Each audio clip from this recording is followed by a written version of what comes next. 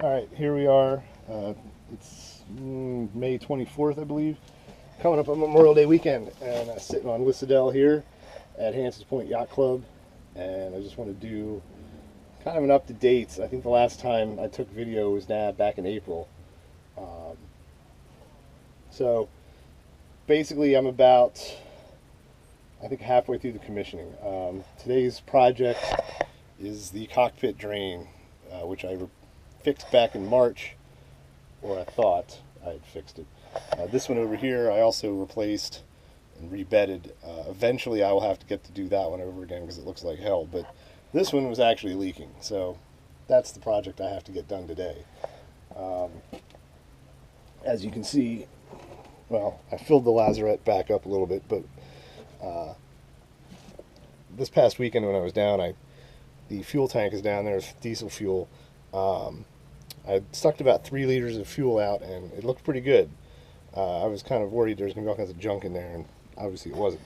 Let's see, back here is a locker, and if I take this out, there we go.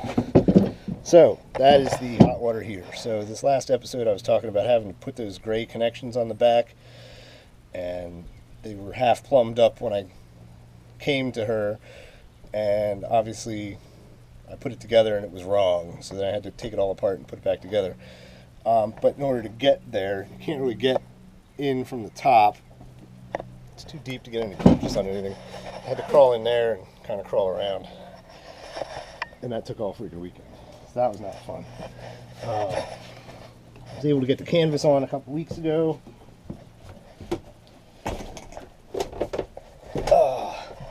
Which is very nice canvas.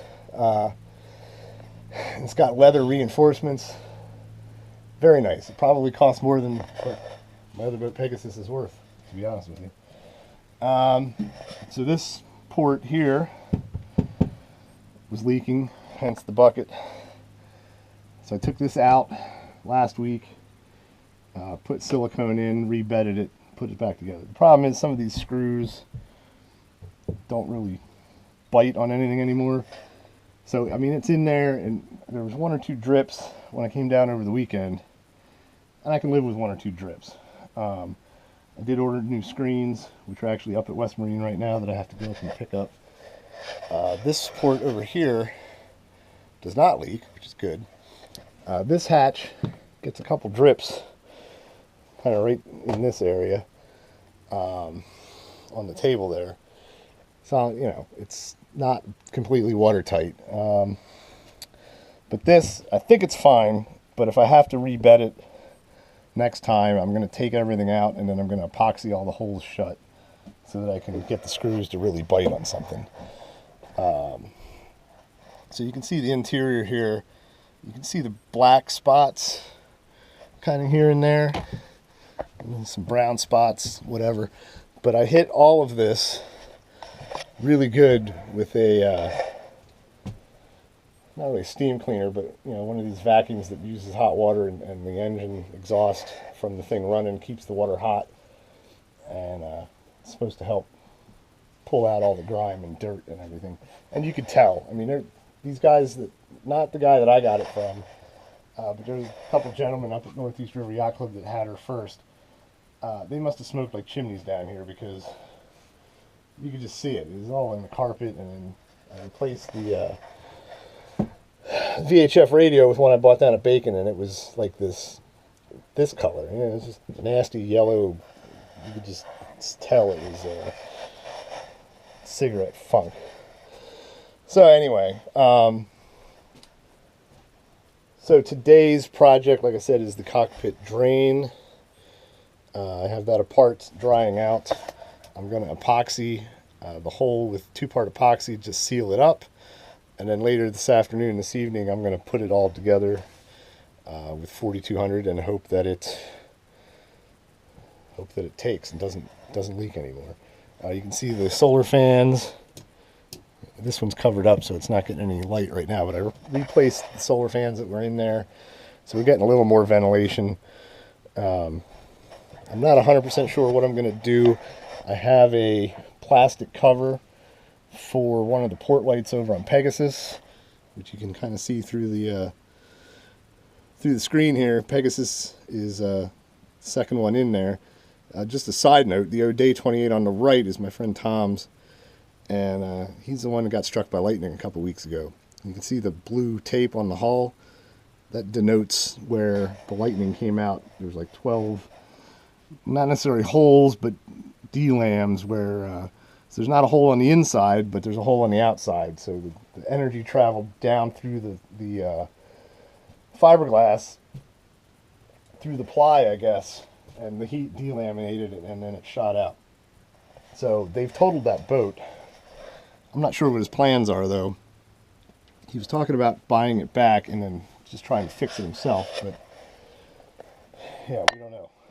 Lightning's a tricky thing, so we'll see. So yeah, today's task is to get the cockpit drain rebedded, and then I bought lights for here, and then running lights. I got to put the running lights on, and after that, so I'm assuming that'll take care of today. By tomorrow, I'll have like 4 or 5 hours to pressure wash. I want to pressure wash the outside, get all the funk. You can see how dirty it is, and that's clean because I just went through with a dustpan and brush and kind of brushed everything off. But I need to get back in that lazarette and check out the fuel filter. I was going to buy just a filter. It's a really old housing. But I was just talking to another sailor here, Rick, the guy I bought Pegasus from, and he suggested, you know what, maybe just upgrade to a Raycor fuel water separator filter and be done with it. And I think he's right. You know, 40, 50 bucks, brand new filter system, you know, can't hurt. So I have to make a trip up to West Marine, like I said, to get some new screens that I ordered that came in. So while I'm up there, I'm going to look at the filters and see what I need, see how much they want, and if they do price matching, maybe I'll look online and see what I can find. So that's it for today. Like I said, I just wanted to show you the hot water heater, where it was at, how hard it was to get in there. Like literally my left side was completely sore because of me in there for like 3 hours over the weekend. And you know, this is the one hot water faucet wouldn't come out here, so I knew something was up. And then I had to go back and replumb it, and then it worked. So that is about that. This is the new Bluetooth stereo that I bought. Works pretty good. The old Alpine is in this box. Not a bad stereo. It's only from 2008, but didn't have Bluetooth, and I'm so used to having Bluetooth now that I wanted to have it on this boat too. So I think it was 50 bucks for that. This is the VHF I bought for $15 at Bacon. Here's the panel I was talking about with so I took this all apart the other day. There's 2 red wires in there that are open. They're not connected to anything, and they're just, I don't think they're hot because I checked them with the multimeter, but you know, when I first opened the panel up, I'm like, oh great, I got red wires, I don't know what they go to, what the heck, you know. So I'm still trying to figure out what all these do, because some of these don't actually do what they say they do. So I just have to go through, once I get all the lights running, then I can figure out exactly what all these do. And eventually I got a battery charger to hook up. So I'll have to wire that up. The batteries are over here in that cubby down there. So I need to hook up the battery charger coming off the AC so I can charge the battery from shore power. But I've got 2 15-watt solar panels, and I need to rig them up, figure out where they go, and get them to the battery. So that'll be summer and or fall project. First things first, just get the boat in the water and get all the systems that I have working, and then outfit her for cruising, because I basically took a week off in September, and the club's doing a fall cruise, and I want to be able to go this year. I haven't been able to go like on the official fall cruises or spring cruises for a long time, 4 or 5 years at least, and I want to do it. So hopefully we get her in the water in 2 or 3 weeks, get the riggers out to get their job done. We're doing some work on replacing some halyards and whatnot. The standing rigging's fine. The running rigging I got to clean up and see, kind of inspect to see what needs replaced. So I got them replacing some halyards and things like that, but the regular lines and the vangs and stuff, I can probably do that myself. There is a double block up here somewhere. Maybe you can see it, maybe you can't. It looks kind of rough. I'm going to replace that. And that'll be, my next move here. So once I get this all taken care of is the motor. So next week I'm planning on coming down. I'll try and take some video. The motor is down here. Look at that beauty. She's looking a little crusty. The Yanmar 2GM F20.